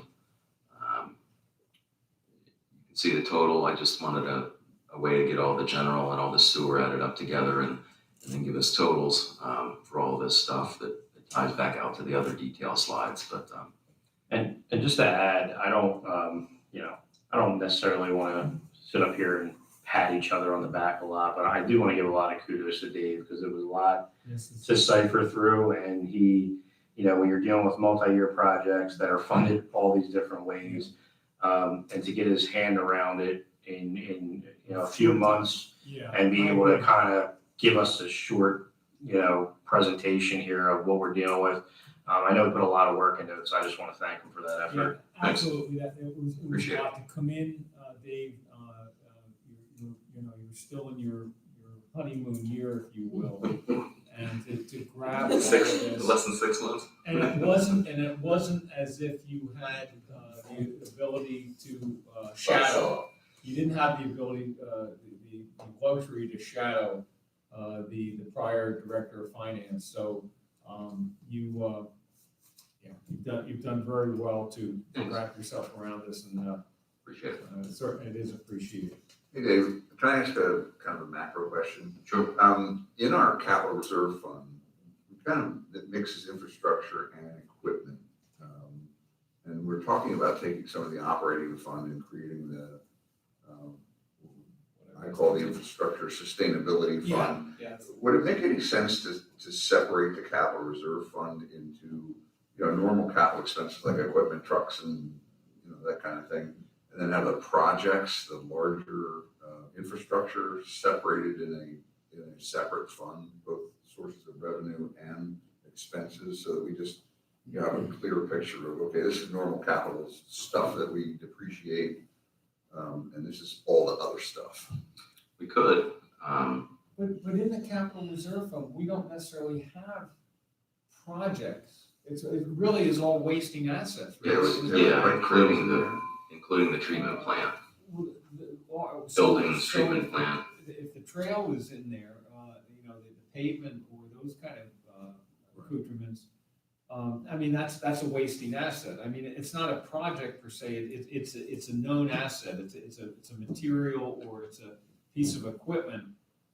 It's a sustainability, or I call it the infrastructure contingency fund that we're going to establish for these ones that we don't schedule. And a project even though it's a separate fund, the sewer fund is handling this contingency within its own realm. It's an enterprise fund, so it has to be segregated for the Hershey's Mill Estates. But for things like, again, a serious stormwater failure within our realm of the township, apart from sewer, that's where I would see that coming out of that contingency, this new infrastructure contingency. Possibly the ponds, that's a discussion we're gonna have tomorrow, to consider that in there. So I think that, David, for the most part, the capital reserve fund is a known schedule of existing fleet, equipment and buildings, including park, playground equipment, et cetera. They're known assets. You have a useful life that you know. With a useful life. And you can. Projects have been more the bond, right? The bond fund, that's been projects. Typically, Yeah, you and don't the cap reserve put bond has projects been thrown into a into. capital reserve fund per se. I guess my point is that like the Pelly Pike Trail finished segments are in the capital reserve fund schedule, which is part of infrastructure sustainability in the future. So I'm just trying to separate it and kind of say, okay, this is infrastructure, this is other capital. That's a good question. For instance, the paved trail, the Paoli Pike Trail, and I'll be curious to hear what Mark says about this. I don't know that we put the resurfacing of that trail yet into our capital reserve schedule. And you could look at that as having a useful life, that trail, in the whole of it, of a 30, 40, 50 year scale. But I'm gonna guess Mark would say, if there was a segment of the trail that was failed, we can include that under operational costs, really the way we do with repaving. roads. But then again, that's where that contingency fund, that the sustainability fund, this new fund comes into play. If we have a serious, say we had a serious storm, we had a major washout of a road, and we had to rebuild it, or one of our culverts that we had to redo, we don't capital schedule and waste that asset. So that's where that future infrastructure thinking came into play with this fund. Yeah, and sources of funding for what that would be. You had some notes on that, Mike. Derek and I have been thinking about that too. It really would go to how do we pay for it? Well, that's right. Other than existing We're gonna start out the reserves. fund by breaking up Operating some reserve. portion of the operating reserve fund, which is two and a half million plus in it. So maybe splitting that 50-50 as we talked about. But then the future of that, say we had a major storm next year and we lost a big section of a township road, and maybe we lost a culvert with it. Well, that contingency fund could be eaten up, just like the Hershey's Mill estate sewer issue, with $1 million or more. How are we gonna sustain that fund, that sustainability infrastructure? How are we gonna sustain it? Ultimately, there's only one tranche to come from, the same way we fund our capital reserve fund. That comes out of the general fund and existing revenues, EIT. So that's the challenge Yeah, because of the sustaining the fund. the 2021 budget actually had what's contributed to the capital reserve from the general fund reduced by 100,000. So if we continue that trend, we're going the opposite direction. Like when you open up an individual bank account, you do like a $500 gift card. If you open up a new fund, you get a $500,000. Yeah, gift card. Well, That'd be great. Derek, that's a good point. I think you should take that Sits up to the banks. And a toaster. to your support banker for whichever bank it is and suggest that to you. We don't want the toaster oven, we want real money. But those are my thoughts on it, David. And Dave, I don't know, or Mark, you have as well, but that's gonna come into more discussion, I think, as this new fund starts to show itself and we figure out, it's great to set it up and we've got it there in the event, no different than the operating reserve fund of a real unusual disastrous event. But once one of those occurs, maybe one won't, but once it occurs, how are you gonna refuel it? And with, again, our major revenues relatively flat, the only place to go, and it's a big elephant in the room, down the road, 23, 24, 25, whenever it is, as we look at our 10-year plan, 10-year forecast, is our only revenue source, enhancement source is property tax. So we're at $1.25 million now, and that's the big one where we gain real dollars, reliable dollars, annually, year to year. I'd like to know, Mark, can you tell us, what do you think is the lifetime of the trail surface? I mean, I'd say it's the same as the road. I mean, you go full better the road, you're not getting any heavy equipment or Right. anything like that. Right now, like the current trail that we put in the APRA book 15 years ago, we usually go in there every year and just do a little stretch of it, just to clean it up and just do maintenance on it and do like a note to it and stand up. Actually, or there, a small section. So you do a small section here and there, and then what about the pervious surfaces though? Pervious surfaces, there's a lot of maintenance here, you gotta vacuum and keep it, make sure they're kept clean and operational. So, is that supposed to last about the same amount of time as the I would think pervious so, surface? as long as you If keep up with maintained. it, you run the sweeper down there twice a year, keep the impervious clean, I mean, I do. Are your guys gonna be able to replace the impervious surface at some point when it's required? Oh, yeah, we can do that, yeah. Be interesting to know, David, you're up on this pretty well, and you might know, but the Chester Valley Trail, how they're looking at their maintenance schedule and replacement. Obviously, that's a wider trail. It may have been built to a different spec, but the trail that we have is that can handle some traffic. It's a very stable surface with the substructure, but it'd be interesting to know how they're going about that, if they are, if they're even capitalizing any of It's it. owned by specific municipalities. isn't it? Oh, within, I didn't know I that. thought it was maintained individually by municipalities, so it would be all different. That's what my understanding. I could be Interesting. wrong. Well, if that's the case, that's similar to kind of a PennDOT arrangement with traffic signals. Which makes sense, because it's Pennsylvania, and we like our little fight here. Yeah.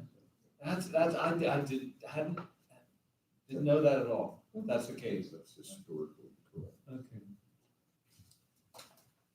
Okay. Any, Dave, do you have anything, it's kind of a recap, right, the overview, any comments on this last slide? Really just the takeaway is looking long-term at how we fund our capital reserve account and how we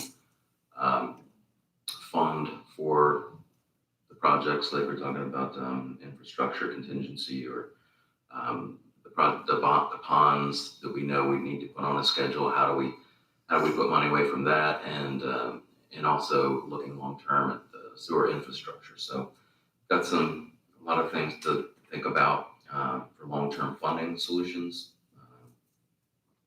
So I'll work with everyone to get some ideas. And then David, and Dave, our capital reserve contribution, at least at this point, listed as a transfer in the preliminary 2022 general fund budget. I think it's somewhere around 403,000, something like that. That's covering, Mark, any equipment you're seeking replacement for next year. Of course, so a lot of that's been capitalized already, and it's in the capital reserve fund. So when one of these large pieces of equipment comes up for replacement, as it will next year and as it has this year, we usually say, are there funds has it been funded through the capital reserve fund as it's been depreciated over time? And the answer is usually yes. There's sometimes a little variance with the actual bid. Sometimes the bid can come in a little higher, but so we're in pretty good shape there with the basic contribution relative to the fund for equipment and fleet replacement and any park and related. But that's also a discussion, John, for instance, we're gonna have about, do we need, in trying to balance the general fund budget, as a number, can we reduce that from 403,000 to something less as an effort to close the gap between our current budget that shows expenses over receipts by almost 600,000? So that may be that's one area of discussion you and I we're gonna have tomorrow. And then Michelle, you guys will have, as you have the individual meetings with staff. So, but that 403 is where we are right now with the capital reserve fund, to keep that sustained. And whether we have any room to flex and lower that to balance our general fund budget, that's gonna be one of our topics of conversation that we're all gonna eventually have to agree on. And that part covers your buildings, your highway equipment, plus your sewer plant pumps and so forth. I didn't realize any sewer was in that, Right. It's all those fixed assets. all right, well, I'll talk about that some more, but, Okay, That's all I have. very good. Any further comments? And then we Thank you, David. Thanks, David. Derek. Thanks, Marty. Good. Can I ask a question? Or any other matter? Oh, yeah, Brian, yeah, go ahead. We're at public comment? On this, can I? Oh, sure, if you have a, yes. Oh, yeah, That's part of it. This is what, Brian Sweet, 646 Meadow Drive. Dave, this is wonderful to see. I really appreciate doing the work for this. Sure. So remaining on the trail, $3.4 million of funds needed. We still could submit grants to offset that, correct? We have not submitted. So what's that amount that we think we could submit? I thought I saw it's 3.7. I think that was bad. Yeah, so you can see on this slide, I've got 810. That's the actual grant dollars that we have remaining. If we back to this one, this is the 810 that's remaining that we've already secured. There are two, talking with Margaret, and there's two that are the same amount from Pennsylvania that would total 3.7 million. And there are some strings attached. Some of them are match dollars. Like they'll put in 100,000, we put in 100,000. They're all different, but that's the possible total money we could get. And but Brian, that's all in flux now until we decide. So you know about that until we figure out what we're gonna do, and that could be So completely if we different had number. to, yeah, if we have to match, then maybe we can get 1.7 million of grants if we had matched the other 1.7. Yep. So, okay. But if we don't construct that particular segment, then those grants essentially go away. Right. If we're looking at alternative, and then we likely would have to reapply for Yeah. a fresh set of grants to see if they would be grantable, if you will. So so that number up there right now is really a, But today, if we decided to move forward, we would need 1.7 million. Roughly, yeah. And then the Hershey's Mill State Sewer is really troubling, the amount that costs. Like you're talking about $500 a foot perhaps to do as an estimate. So would we know what the total township liability is to replace all the sewer? you know, that is part of the discussion, Brian. That's a we've been great having. question. That's the $1 million question. Yeah, that's been part of the discussion we started to have at the municipal authority. I mean, it's gotta be It's like- 100 million, Well, 150 million. You're right. That's one of the interesting things about why most municipalities, I don't know any in fact, that actually capitalize either their roads infrastructure or their sewer mains. The pump stations, yes, they typically do. The sewer plants, the wastewater treatment plants, they do.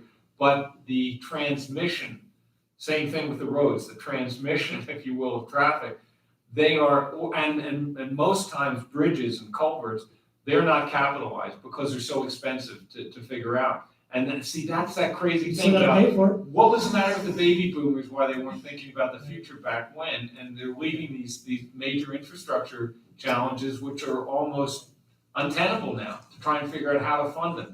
We can fund them, but our property tax would go from $1.25 million to probably 5 or 6 mils, You're getting at the reason we're setting up as a guess. the infrastructure sustainability fund is that, you know, traditionally we've funded for roads out of operations, trucks out of a depreciation fund, but the infrastructure we have and nobody has. And it's a big trend right now in the country. And I think I mentioned Plano, Texas. They've done an assessment of exactly that, and that's a project that we're looking at doing in the next year or two over time. Is let's do an assessment of at some point those assets become liabilities and Just like what we have, it failed because that line, that main is probably 50 years old. I mean, the township has kicked this down the road every year. We just talked about it again, maybe we'll do it in 23 or 4 or 5. We need to be, I urge the board to be aggressive now and address this. We've got to start. I agree. We have tens of millions of dollars potentially coming up every year to repair this. The township is old, The question we always ask people who say that is, how much more do you want to pay in taxes? Whatever it takes, we gotta And pay that's for part of it. the We assessment. gotta pay for it. It's not like we can't ignore it and, well, it'll just fix itself. Well, Brian, we have taken the first steps in talking about getting at least starting a fund, specifically the sustainability fund. And so that's novel. Nobody else in our area has talked about that. And it's something that we all agree on. It's a very important step that we have to take. Unfortunately, we do have to go through certain steps in order to get to that point where we can fund it. And that will be an important component. Another thing that we do is, we reline pipelines. We're working on trying to get the, translate like asbestos cement. We're working on getting that relined. So each year we do $130,000 worth of lining just to get through. And it does, the lining is like all new pipe when you're done. Which currently is built into our operational system maintenance. So that work is going on, but That comes out of the sewer operating fund, which is funded by sewer rates. Now, the interesting thing, sorry, Mike, is from 2013 up till 2021, the average single-family dwelling sewer rate in total has increased only 25%.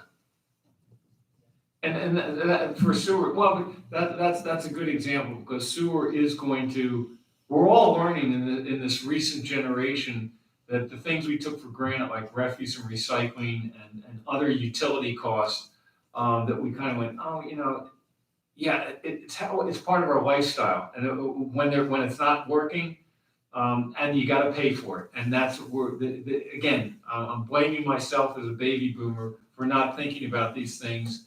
We weren't futurists. There's no doubt about it. Baby boomers were not futurists.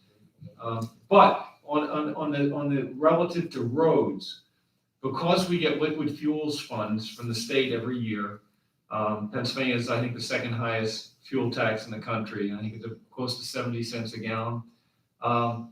That helps us maintain a 15 or 20, 17-year road resurfacing program, which has worked very effectively. So ostensibly, that is operating effectively through operations maintenance. But this contingency fund we're talking about, this infrastructure, is for these unusual events that, again, a big storm and it blows out a part of a road, and where's the money coming from?